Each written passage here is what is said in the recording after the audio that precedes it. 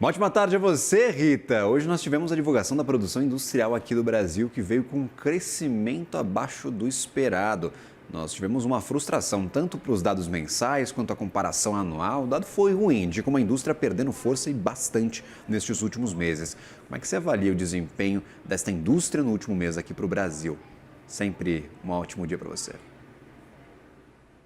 Oi, Gabriel, boa tarde. Selic, né? Então a gente já começa a ver os efeitos da taxa de juros mais restritiva na desaceleração da indústria. E mais uma vez a indústria extrativa foi o destaque positivo, com um crescimento aí de 3,6%. E no acumulado ela está crescendo 8,2%. Então é ela que tem segurado, né? Se não fosse a indústria extrativa, a gente teria ou poderia ter tido um índice negativo na variação de outubro em relação a setembro. Se a gente olhar para outubro do ano passado, houve uma retração de 0,5%. E a gente tem que olhar também esse comparativo, né? Como é que nós estamos em relação ao pré-pandemia. Em relação ao pré-pandemia, o número ainda é positivo. A indústria está 2,4% acima do pré-pandemia. Mas mesmo assim, há um indicativo muito forte desse processo de desaceleração. Então, repetindo, né, a extração de petróleo, de minério e de gás foram responsáveis por esse índice positivo no mês de outubro. Mas, com clareza, a gente já percebe a desaceleração da indústria brasileira. Perfeito. E aí, claro, Rita, esses são os objetivos principais do Banco Central brasileiro, mas a preocupação está lá no setor de serviços. Pode ser que o setor de serviços continue tão forte por conta da injeção de dinheiro por aqui, que a indústria sinta o golpe mais forte do que deveria? Porque um vai sair perdendo e o outro está continuando aí muito forte. Mas acaba refletindo, né? Na hora que você tem esse dado da indústria, ele é um indicativo de que os serviços estão perdendo força. Então, a próxima perda de tração vai ser sentida não com a mesma intensidade, mas no setor de serviços. Porque a indústria, o serviço para de consumir, né, digamos assim, e a indústria para de produzir. Então, já existe esse indicativo de que o setor de serviços também está se desacelerando, não na velocidade, na intensidade que o Banco Central gostaria, mas teremos sim esse desempenho mais fraco do setor de serviços adiante. E tudo isso em consequência dessa taxa de juros mais restritiva. Mas deixa eu te falar uma coisa, eu estava escutando aí, né, a respeito da Copasa, né? Eu sou aqui de Minas, realmente a Copasa tem muito crescimento para entregar, mas muito mesmo. E foi aprovado na Assembleia, em primeiro turno, né, o processo de privatização. Então, o papel que já deu mais de 100% esse ano, ele está começando a aparecer e com o investimento privado, que bom que é, né, um choque de privatização. Que pena que os Correios não conseguiram concluir esse processo lá atrás, né, do governo anterior, porque nós não estaríamos nesse problema que os Correios estão vivendo hoje. Mas eu só queria, isso me lembrou, e como mineira, e quem eu acompanho aqui, a empresa que está bem redondinha, só não tem caixa para fazer investimentos. Mas com esse processo de privatização, a Copasa realmente vai voar, porque tem muito a crescer. Perfeito, inclusive aí entrando no Ibovespa deve atrair até mais atenção dos investidores, a ação deve atrair, por exemplo, aqueles fundos que replicam o Ibovespa. Vamos ver uma movimentação interessante, caso efetivamente cheguemos lá em 5 de janeiro e ela entre na carteira do Ibovespa. Faltam 2 prévias ainda para a gente descobrir. Normalmente não tem grandes mudanças das prévias para a nova carteira não, de um ano para o outro. E aí você mencionou, Rita, o tal dos Correios. A gente falou que o Conselho de Administração da empresa aprovou os 20 bi de empréstimo, mas tem um monte de entrave no meio do caminho e o governo está preocupado, está querendo rever meta fiscal de estatais por culpa dos Correios? Pois é, mas a conta é muito fácil de fazer. Para esse ano, o governo previa um superávit de 700 milhões para os Correios. E esse superávit de 700 milhões até setembro foi transformado em um déficit de 6,1. Imagina o que vem no último trimestre do ano.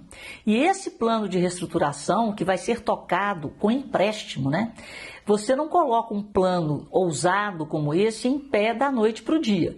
Quando a gente chegar em 2026, se essa meta de revisão não for feita para o déficit das estatais, em ano eleitoral, o governo vai ter que fazer, né, um contingenciamento de cara.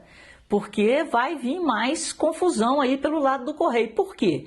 Você não vai ter receita suficiente para pagar despesa, que já não existe, né? As despesas estão crescendo a mais de 50% e as receitas estão caindo quase 13%.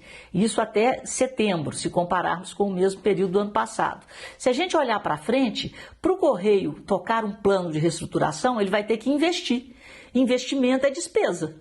Se ele vai ter que fazer investimento, ele vai ter que fazer despesa e não vai gerar receita imediatamente, pelo contrário, ainda vai demorar para que essa receita consiga superar as despesas, o governo vai ter de novo que contingenciar logo de cara em 2026, penalizando ministérios, penalizando órgãos públicos. Imagina isso em ano eleitoral. Então o problema, né, a preocupação é o impacto desse contingenciamento de cara em 2026 em cima dos votos, né? Vai faltar dinheiro para botar gasolina no carro da Polícia Federal, vai cortar a verba do cafezinho do Ministério da Educação e assim vai. E isso, o governo não quer lidar com isso. Então, de novo, eles estão antecipando o problema e tentando alterar a meta fiscal das estatais para que não haja essa necessidade de contingenciamento de cara no início do ano eleitoral de 2026. É duro, viu? Esse negócio de eleição de 2 em 2 anos, nossa senhora, é duro para a gente. É bastante duro e eu estou vendo aqui, eu estou vendo o resultado. A PELOA, o projeto de lei orçamentária do ano que vem. São 3 trilhões de orçamento e livre para o governo tem 200 bilhões de reais. Aí tira 50 de emenda parlamentar, tira mais uns 50 de investimento em infraestrutura. Pô, 6 bi de déficit de Correio que a gente tem agora, parcial do ano. Tira uma grana danada de ministério, tira uma grana danada de Tribunal de Contas da União, vai ter que tirar de algum lugar caso essas metas não sejam revistas e, claro, o Correio não pare de dar prejuízo.